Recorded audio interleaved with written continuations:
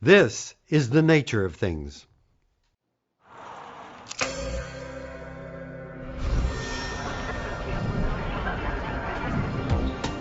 Our planet is lit up 24 hours a day, 7 days a week. We're addicted to light. We just can't get enough of it. But like anything else that's addictive, could too much be a bad thing? So I started to wonder, well, gee, could this light during the night be disrupting hormones that would increase their risk of cancer? The increased risk of diabetes, of cardiovascular disease and obesity may be due to increased exposure to light at night, and this is a very unnatural thing for us to be exposed to.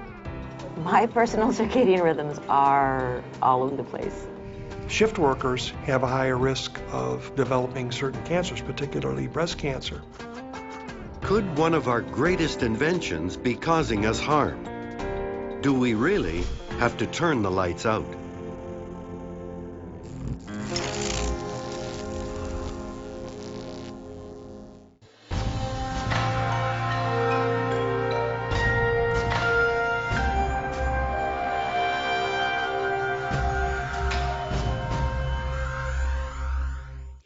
We're drawn to light like moths. Living in the glow of electric light extends our days, brightens winter nights, and makes us feel safer. Now photos of the Earth at night, taken from outer space, show there is almost no populated place left that's ever in total darkness. Could it be making us sick?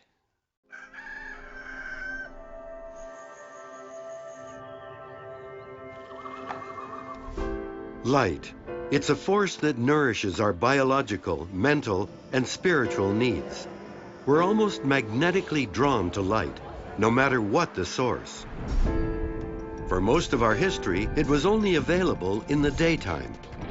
But ever since it was introduced in the late 1800s, electric lighting has been an indicator of civilized progress. It has enabled us to do things we never could have done before, extending our working time and our playtime. Now, light is just about everywhere, all of the time. No technology has changed us more than the electric light. But just as with most other environmental changes, there are consequences. Dr. Stephen Lockley is a neuroscientist specializing in sleep and chronobiology. About 130 years or so ago, we started really an experiment on the human race by introducing light at night into our environment. And this is a very unnatural thing for us to be exposed to. We would never have been exposed to light the intensities that we can now produce. What harm could there be in a bit of light? The fact is, light does more than simply allow us to see the world around us. It also plays a role in the timing of our biological clock, also known as our circadian system. Dr. George Brainerd is the director of light research at Thomas Jefferson University. By far, the most potent input to the circadian system is that of light and darkness. The circadian system is literally dominated by light and darkness. And in turn, those signals are quite important to the underlying normal, healthy function of this system and of the whole body. Our circadian system is an internal biological clock that helps our bodies adapt to the cycle of day and night as the Earth rotates every 24 hours. In the morning, as the sun rises, so does our blood pressure and temperature. Our body is fully alert by mid-morning. Our metabolism speeds up, and by midday, we get hungry. We're at our mental and physical peak in the late afternoon. And as the evening approaches, we are cued for more changes. As the sun goes down, so does our metabolism. We get sleepy. Our body repairs itself. We enter our deepest sleep. Our body temperature drops, and with the rising of the sun, we repeat the cycle again. As fundamental as these unconscious rhythms are, it's only in the past few decades that we have been learning how they work. There was a long debate which was resolved in the early 1970s when the site of the body clock, the suprachiasmatic nucleus, was discovered, and researchers could prove once and for all that there was an internal body clock situated in the mammalian brain. The clock is called the suprachiasmatic nucleus, or SCN. It's hardwired to the eyes, and when it gets dark, the SCN cues the pineal gland to produce the hormone melatonin, which courses through the body, coordinating rhythms throughout the nervous system, which in turn feeds back timing signals to the SCN. This rhythm continues until daylight, at which point melatonin shuts down and daytime body functions take over. This system runs like a self-winding watch, but we would be quickly out of sync with the planet without a daily reset from the SCN.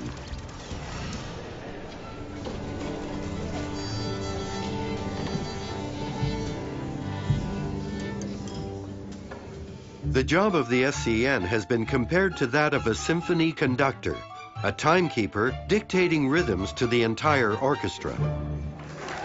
Please, this evening our special guest, Dr. David Blass on the trumpet. Everybody give him a great hand. But this scientist come trumpet player, here's a more easygoing musical analogy. I think of the whole circadian system as sort of a jazz group. I'm ready. You have the suprachiasmatic nucleus, for example, I think of as the bass player in the jazz group. The pineal gland making melatonin is the drummer. And they're communicating with one another. They're setting the pulse, the beat, if you will. The jazz drummer and bass player conveys that beat to the other musicians in the group. And so all the other musicians in the jazz group are keeping their own internal sense of time, but they're getting that signal from the rhythm section as well, and they're coordinating the two. So under conditions where the signal is robust and it's there, you've got this rhythm of life that is keeping the body healthful and keeping a disease process under control. When you disrupt that rhythm and that harmony with light at night, for example, you screw up that rhythm section, and then these peripheral tissues and cells are not getting that coordinating beat. And so they're going off on their own, and now, unlike the jazz group where it sounds like crap, it feels like crap. But when it's right, you've got great music.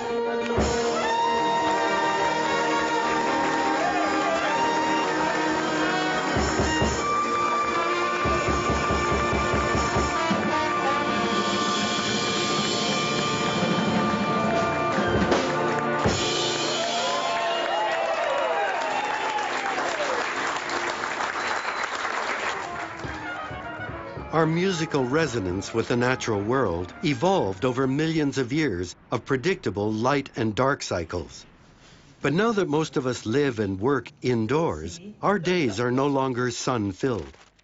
And we can't count on darkness at the end of the day to cue our internal rhythm. What is this change doing to our health? Richard Stevens has been trying to find answers for more than 25 years. His search began not in sleep study, but in the study of breast cancer, the #1 cancer killer for women worldwide. It had a spread pattern that puzzled scientists. The incidence and mortality rates were high in Europe and North America, but very low in Asia and Africa. The first thought was, well, it's race. There's racial differences, genetic differences, but we learned in the 1950s and 60s that that was not the case. The next thought was diet. There are such tremendous differences in the diet between Asia and the United States and Northern Europe. But then by the 1980s, the very good long-term dietary studies started hitting. What adult women eat has almost no bearing on the risk of breast cancer at all. And this was very disappointing to the cancer research community. So in the mid-1980s, I wondered, well, what the heck else changes with industrialization? That's when the light bulb switched on. I was in my apartment and I realized that I could read a newspaper by the light shining in from the street light. And that's when I thought, gosh, that's new in the modern world. Could that be affecting our physiology? The international incidence of breast cancer lines up dramatically with the global spread of electric light at night. One of the things that is known about breast cancer is that it is often a hormone-dependent cancer. So I started to wonder, well, gee, could this light during the night and this lack of sun during the day, could that be disrupting hormones in women in the modern world that would increase their risk of breast cancer? Stevens was the first to propose that the high incidence of breast cancer in industrial countries might be caused by light at night. It was a radical idea, one that was going to be difficult to prove. When we are trying to find hazards to human health, we're really in a tough spot because we cannot do randomized trials for hazards. We can't randomize some women to get a lot of light at night and some to not.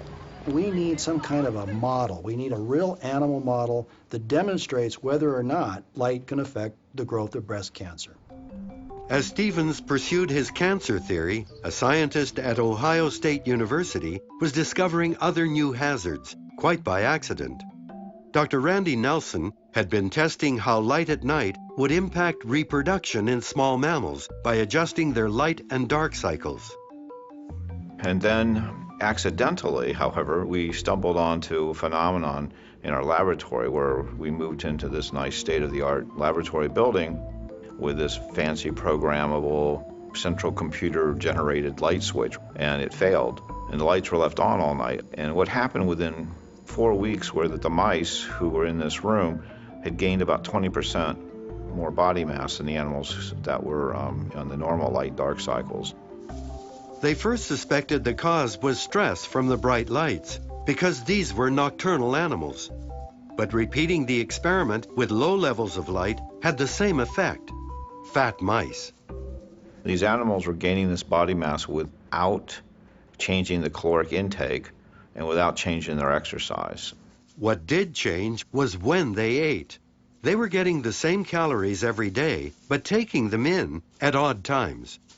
As you know, the advent of electrical lighting has only been around for about 130 years. That's allowed people to eat later and later and later, and probably not the best time to be eating, because there's a syndrome called night eating syndrome where people tend to eat in the middle of the night. They wake up and they eat, and these folks tend to gain a significant amount of body mass.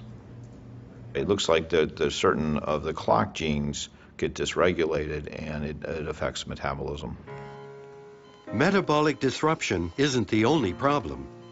Light at night can also affect cardiac survival rates. Animals in the lab had a post-heart attack survival rate of almost 100% if they were kept in the dark at night. But what's interesting is if they're exposed initially to 3 nights of dim light, which is about equivalent to going into cardiac intensive care after a cardiac arrest or a stroke, we found that the survival rates were reduced to somewhere between 30 and 40%. So survival was impaired, and we actually showed that this happened after just a single night of dim light at night. We were obviously very surprised by this. Light at night may also be the culprit in the rise of some forms of depression. Tracy Bedrosian is one of Dr. Nelson's graduate students. I would consider myself a circadian biologist. I'm not studying sleep per se, but I am studying how disruption of the body's natural timekeeping mechanism can contribute to changes in mood and emotion.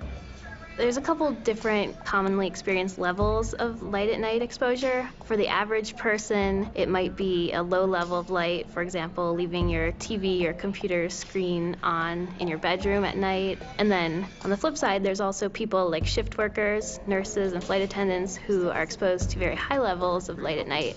We wanted to look at the effects of what the average person might experience, so low levels of light over the chronic term. So we developed a setup where we exposed animals to very dim light at night, about 5 lux. You can think of it as having a large TV screen on in your dark bedroom. And we exposed them to this level of light every night throughout the entire night for 4 weeks. After 4 weeks of chronic low light exposure, the animals were examined to see if there were any effects, specifically depression. Of course, it's hard to ask a rodent if they feel depressed, but you can approximate certain symptoms with a couple different tests. So, for example, if we give them the choice of drinking tap water versus a sugar solution, they'll normally prefer to drink more of the sugar water.